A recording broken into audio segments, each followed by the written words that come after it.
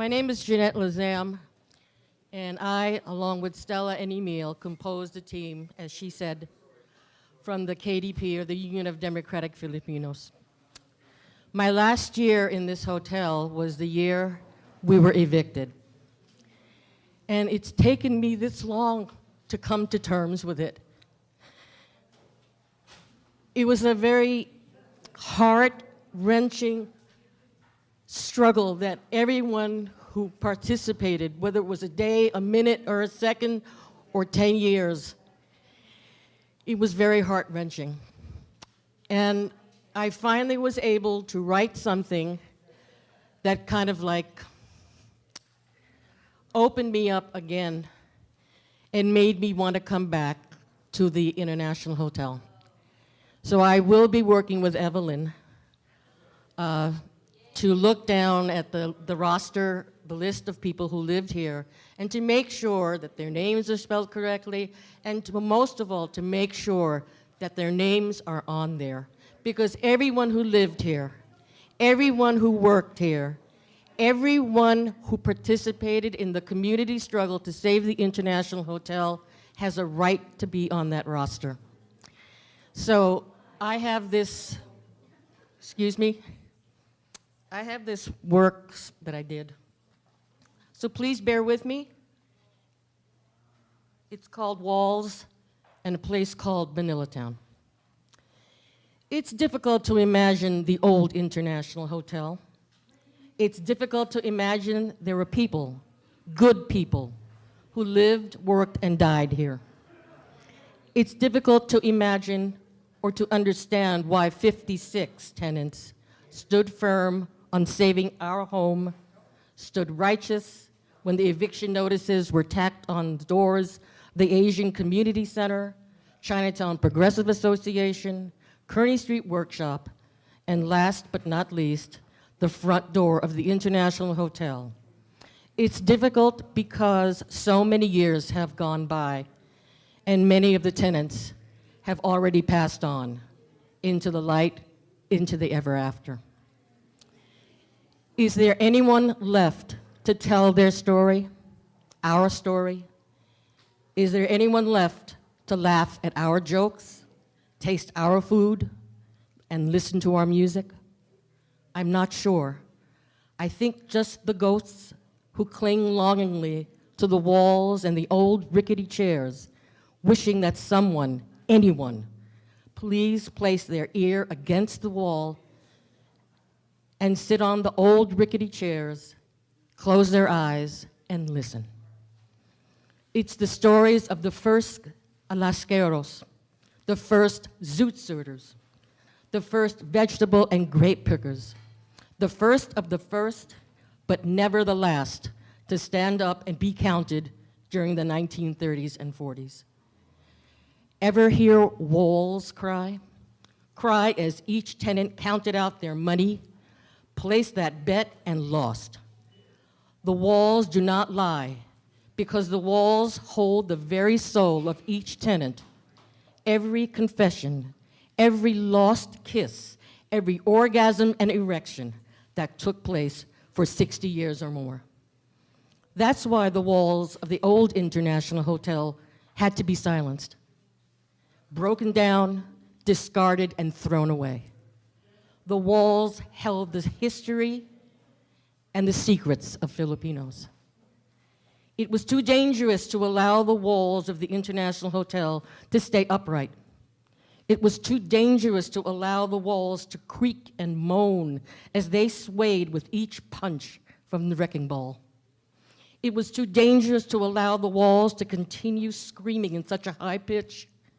Only animals heard the mournful cry, the soulful whimpering, the steady beating of the drums that sounded the alarm.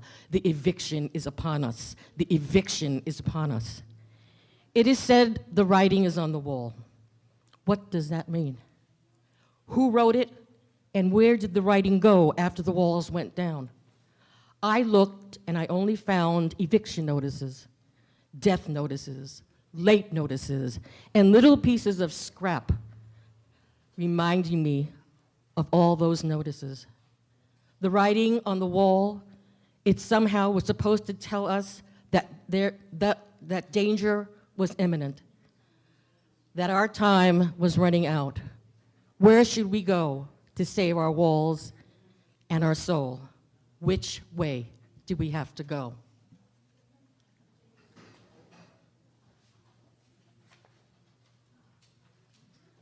I looked outside and I found the mural wall. It told me to stand up and fight, to block the negative and punch with the positive. The mural sweated tears of blood for me. It cried every night someone placed a lit match too close to the open stove where flames grew higher, brighter, and tighter as each dying ember. But I turned away from the mural wall because it reminded me of what I was supposed to do: save the International Hotel. I lay in my room, room 203. I watch the small roaches scramble around when the light turns on. They are crawling up my wall and vanishing into thin air. Why can't we as tenants climb up a wall and vanish into thin air? Why? The roaches got to live. Why can't we? Are our lives valueless, so valueless, that we can disappear in the crumbling walls of an eviction? I unlock my door, I walk down the hallway to my room. I walk as if I am blind, clinging to the walls in the hallway, touching each dent in the wall, smelling each faint odor of perspiration mixed with the smell of food. I touch each layer of sheetrock that has chipped with pain and anguish. Where once a smooth wall existed, I know I am near my room. I unlock my door to find comfort. I find comfort tied with ribbons of warmth and gentleness. I find warmth and gentleness engulfed in laughter and torrents of smile after smile. I'm at home in my room in 203 in the International Hotel. I wish to stay in my room, room 203, that looks out onto Kearny Street. I am one of the lucky ones whose window does not face a brick or a light well or a stoop or another window. I have light and I have sun, and I hear the noise of cars and trucks and motorcycles. I hear different Chinese dialects spoken. I hear Tagalog, I hear Cebuano, I hear Ilocano. I hear them all, and yet I am at peace with the world in my room in room 203. The hallway outside is dark. Someone forgot to change the light bulb. I don't care because I know how many footsteps it takes to reach the staircase, the toilet, and the shower room, and the end of the hallway where all our dreams have gone to die. I know because I hear the walls whispering, those broken dreams. Dreams of striking it rich in Alaska, the Imperial Valley, Stockton, Delano, and finally Reno. And that's my telephone, no. The only things that are truly broken, say the whispering walls, are the lives. Broken because we believed too much and too late in the American dream. Now we are too old even to remember what happened, too feeble to forget the past because we could only see shadows now, and we are too physically weak to dance the tango. But I don't have to tell you that the walls remember it all. Remember the nights of constant watch, listen, and learn. During the fall, winter, the walls gave us comforting heat. They shielded us from the rushing rainfall, the blustery wind that swept down Kearny Street. The walls guarded us from intruders who would otherwise strike the first blow to leave us homeless. The walls engulfed us with stories of years of past who lived here, why and where. The walls sometimes grew tired and weary of all the tall tales, misguided love, hands lovingly touched by the grace of God, and silent stares of the old men passing through the night. But in spite of this, the walls remained steadfast and upright. In the spring and summer, we were held in by the glowing heat of the walls. We laid down on our beds, sweat and perspiration dripping from our bodies that made puddles of memories at the base of our feet. The walls grew hotter and hotter as each summer month descended upon us, choking the life out of the tenants, for the heat reminded us of the Philippines, a distant land that many had forgotten by then. The walls wailed in sorrow, in deep chords of aching pain, as we, the tenants, were removed one by one. They no longer were strong enough to keep the outsiders out and the insiders in. The hotel walls were just like the tenants, trying to hide so no one would hurt us. The walls, if they could only speak. But they can, and they did, the night of the eviction. The walls of the International Hotel, where have they gone?